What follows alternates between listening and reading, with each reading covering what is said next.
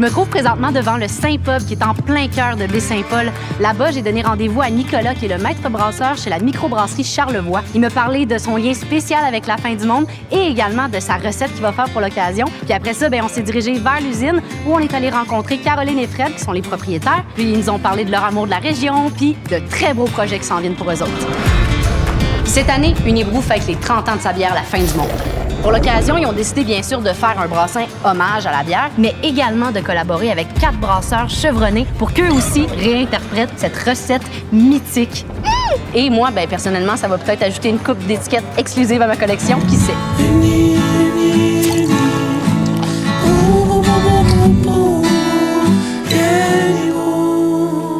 J'ai entendu dire que toi, t'étais comme un grand amoureux de la fin du monde. Oui, j'avoue. Ah oui?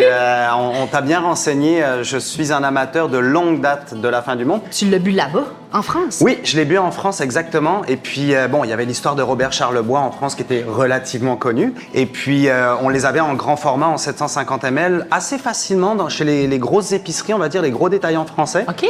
Et puis, la fin du monde, la Trois Pistoles, la Don de Dieu, la Blanche de Chambly. Et c'est tout le décorum, l'histoire en arrière qui m'a beaucoup plu aussi.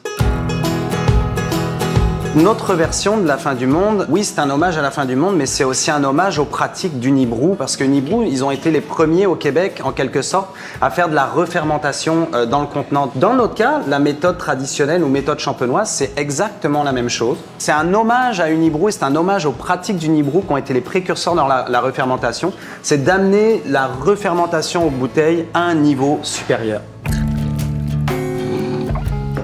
Mettons, là, j'ai jamais bu de fin du monde, parle-moi-en. C'est une bière qui est vraiment marquée par sa levure d'origine, qui est une levure d'origine belge. C'est la signature de la levure qui crée naturellement des goûts épicés, on va dire. Les triples à la belge, comme ça, les plus belles et la fin du monde fait partie de cette catégorie-là. T'es vraiment un grand fan, fait que là, t'es-tu resté collé sur la recette? T'es comme, qu'est-ce que t'as fait, là? Nous, on a été obligé de prendre une bouteille champenoise, la même bouteille que dans le champagne, parce que tous nos équipements pour faire la méthode champenoise doivent utiliser ce format de bouteille-là. Et c'est vraiment tout ce transport du CO2 qui va venir drainer la bière et qui va ressortir toutes les saveurs de la bière. Tu vas avoir des arômes plus vineux, des arômes peut-être plus pommes fraîches, fruits frais.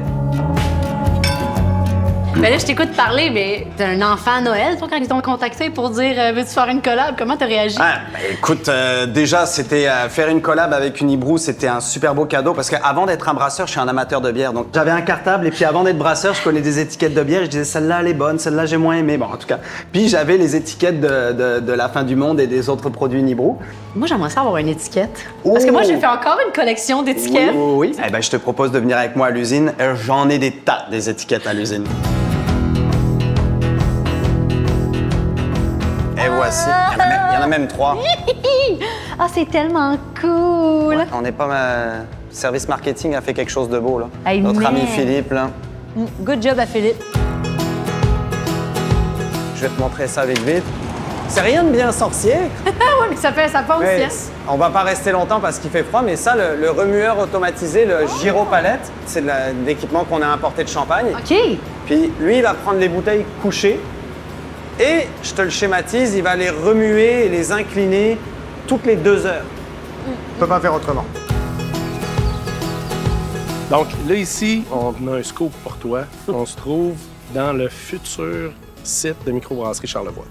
J'ai une question qui me brûle les lèvres. Pourquoi Charlevoix? Pourquoi vous avez décidé de venir ici? Ben, c'est magnifique. Ouais, ça, je te le donne, oui. Ben, moi, je suis originaire de la région. Je suis originaire de la Malbaie. OK. Fait que j'ai passé mon enfance ici. Et un jour, j'ai rencontré cette merveilleuse jeune fille, Caroline. On est tombés en amour. On a commencé à brasser de la bière ensemble. Caroline, vous me faites broyer. Puis là, ben, on tripait tout le temps. On revenait souvent dans Charlevoix. Il n'y avait pas de microbrasserie. Puis là, on parle de 1995 environ à cette époque-là. Puis il y avait la route des saveurs qui était en train de prendre ses racines dans Charlevoix. Puis nous, quand on s'en venait dans Charlevoix, on venait prendre du fromage, on profitait de tout ça. Puis on se disait, mais il manque vraiment de microbrasserie. Dans le temps, là, il y avait comme 15 microbrasseries au Québec. Oui, en plus, c'est ça. Ouais, ben oui, c'est ça. On s'est dit, maudit que ça serait le fun. Puis le déclic qui s'est fait où? À Chambly. Quand on est arrivé au Festibiaire de Chambly en 95, qui était le tout premier Festibiaire, on est arrivé là, on a trippé notre vie. Ouais, Puis là, tu sais, on a vraiment vécu aussi ce qu'on trouvait qui était la convivialité de la bière. En 95, la bière, tu sais, c'était la bière, c'était l'équipe de hockey pour qui tu prenais. Puis, tu sais, c'était pas très, très familial. Puis là, on arrivait à Chambly, puis tu voyais ça. Waouh, les gens sont là et dégustent des bières qui goûtent quelque chose. Tu peux plus